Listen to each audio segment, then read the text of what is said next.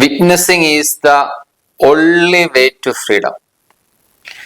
സ്വാതന്ത്ര്യത്തിലേക്ക് ഒരേ ഒരു വഴിയേ ഉള്ളൂ, സാക്ഷിയാകുക എന്നുള്ളത്. നിങ്ങൾക്ക് ഞാൻ ഉദാഹരണം പറഞ്ഞാൽ മനസ്സിലാകുന്നതേ ഉള്ളൂ. ഇപ്പൊ ഈ ഒരു വയറിന് ഒരു കംപ്ലൈന്റ് ഉണ്ട്, ചാർജിങ് ചെയ്യുന്ന ഇതാ. ഇപ്പൊ ഇവിടെ കംപ്ലൈന്റ് വരുമ്പോൾ നമ്മൾ എന്താ ചെയ്യേണ്ടത്? ആദ്യം നിരീക്ഷിക്കണം, ഇതെടുത്ത് നോക്കണം, എന്താണ് ഇതിന്റെ പ്രശ്നം എന്ന് ഐഡന്റിഫൈ ചെയ്യണം. എന്നിട്ട് നമുക്ക് ആ വയർ കണക്ട് ചെയ്യാനുള്ള കാര്യങ്ങൾ ചെയ്യുക, സെലക്ട് പൊട്ടിക്കുക, ഇങ്ങനെയൊക്കെയാണ് ചെയ്യുന്നത്. ഇത് അല്ലെങ്കിൽ നമ്മൾ എന്തെങ്കിലും ഒരു ഒരു കുക്കർ കേടായി, അല്ലെങ്കിൽ ഒരു വാഷിംഗ് മെഷീൻ കംപ്ലൈന്റ് ആയ, അത് റിപ്പയർ ചെയ്യുന്ന എങ്ങനെയാണെന്ന് നോക്കിയാൽ മതി. അവരൊന്ന് ഒബ്സർവ് ചെയ്യുക, എവിടെയാണ് ഇതിന്റെ സൗണ്ട് കാര്യങ്ങൾ. അങ്ങനെ ഇവർ ഒബ്സർവ് ചെയ്ത ശേഷമാണ് ഇവർ റിപ്പയർ ചെയ്യുന്നത്.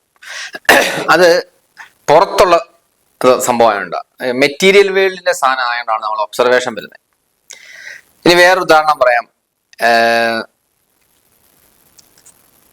എനിക്ക് വെള്ളത്തിന്റെ ലീക്ക് ഉണ്ടായിരുന്നു. അപ്പൊ ടാങ്കിനകത്ത് വെള്ളം നിൽക്കുന്നില്ല, വാട്ടർ ടാങ്കിൽ.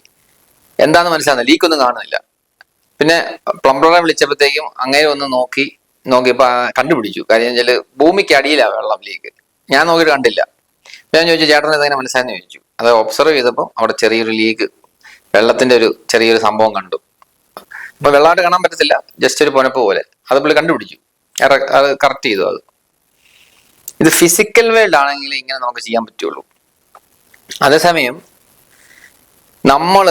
നമ്മളെ കറക്റ്റ് ചെയ്യണമെന്നുണ്ടെങ്കിൽ പുറത്തേക്ക് നമ്മൾ നോക്കിയിരുന്നിട്ട് ഒരു കാര്യമില്ല, നമ്മളിലേക്ക് തിരിയുക. കാര്യം പ്രശ്നം നമ്മുടെ ഉള്ളിലാണ്. അതിനാണ് സാക്ഷിഭാവം അല്ലെങ്കിൽ മെഡിറ്റേഷൻ, ഇങ്ങനെയുള്ള കാര്യങ്ങളൊക്കെ നമ്മൾ ചെയ്യുന്നത്. അപ്പൊ നമ്മൾ നമ്മളെ നിരീക്ഷിക്കുമ്പോഴേ ഉള്ളൂ നമ്മുടെ പ്രശ്നം നമുക്ക് മനസ്സിലാകത്തുള്ളൂ. നമ്മുടെ പ്രശ്നം മനസ്സിലായാൽ മാത്രമേ ഉള്ളൂ നമുക്ക് നമ്മുടെ സൊല്യൂഷനിലേക്ക് നമുക്ക് പോകാൻ സാധിക്കുകയുള്ളൂ. അപ്പൊ നിങ്ങളുടെ പ്രശ്നം എന്താണെന്ന് ചോദിച്ചു കഴിഞ്ഞാല് നിങ്ങൾക്ക് ഉള്ളിലേക്ക് നോക്കാൻ സാധിക്കുന്നില്ല. അങ്ങനെ ഒരു ശീലം നിങ്ങളെ ആരും പഠിപ്പിച്ചിട്ടുമില്ല, നിങ്ങൾ സ്വന്തമായിട്ട് പഠിച്ചിട്ടുമില്ല. അപ്പൊ നിങ്ങൾ എപ്പോഴും പ്രശ്നത്തിലായിരിക്കും, നിങ്ങളുടെ പ്രശ്നത്തിന് ഒരിക്കലും സൊല്യൂഷൻ കിട്ടത്തില്ല. അപ്പൊ ഉള്ളിലേക്ക് നമ്മൾ ടേൺ ചെയ്യുകയും, ആ 360 ഡിഗ്രി ടേൺ നമ്മളിലേക്ക്. അങ്ങനെ നമ്മളെ നിരീക്ഷിക്കുക, നമ്മുടെ ശ്വാസം നിരീക്ഷിക്കുക, നമ്മളെ കണ്ണടച്ച് കുറച്ച് നേരം ഇരിക്കുക. അപ്പൊ അതൊക്കെ നമ്മുടെ പ്രശ്നം എന്താ നമുക്ക് ഉരുത്തിരിഞ്ഞ് വരും. അപ്പൊ നമുക്ക് സൊല്യൂഷൻ കാണാൻ പറ്റും.